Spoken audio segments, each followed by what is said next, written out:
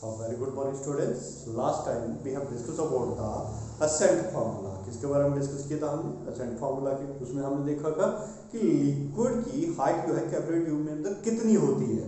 ठीक है, कौन कौन से पैरामीटर के ऊपर वो बेस कर रहा था? That was the h is equal to 2 into t cos of theta upon r into rho into g. इन फैक्टर्स के ऊपर ये डिपेंड कर रहा था. Where t represent the surface tension, cos of theta angle of the viscous, ठीक है, r radius of the tube, tube का रेडियस कितना है, rho density of the liquid as well as the acceleration due to gravity.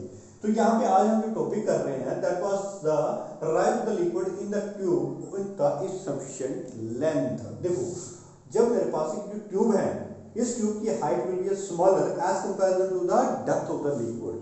तो जब हम liquid के अंदर ट्यूब को डिप करेंगे तो ऑब्वियसली क्या होगा, एक मेनिस्कस क्रिएट हो जाएगा जो हमने पढ़ा हुआ था. ठीक है, इस मेनिस्कस का एक पर्टिकुलर रेडियस ऑफ कर्वेचर भी तो होगा. रेडियस ऑफ कर्वेचर से अंडरस्टैंड कर लो. देखो यहाँ पे ये मेरे पास एक मेनिस्कस है, यहाँ से लेके इस तरीके से.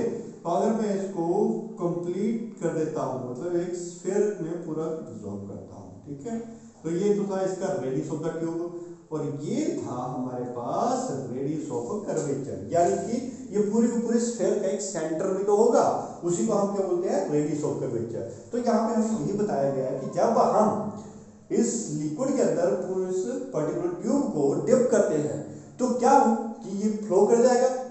ठीक है, लिक्विड कैसा होगा, इस तरीके से होगा लिक्विड का सरफेस. ठीक है, मेनिस्कस जो बनेगा इस तरीके से.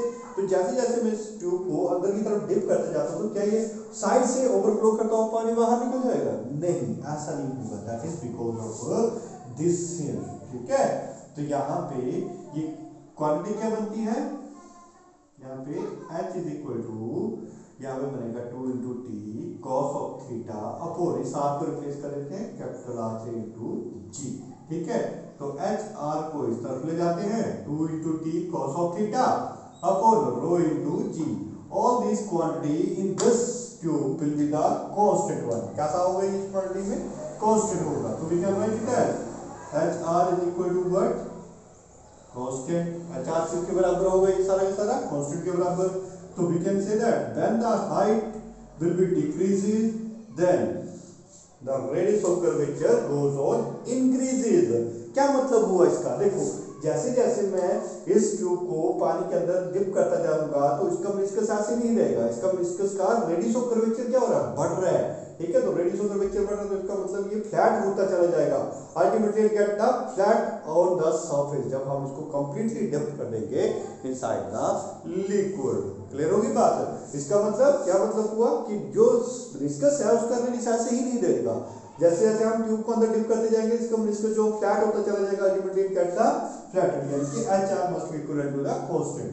ठीक है, तो this is called as the rise of the liquid in the capillary tube.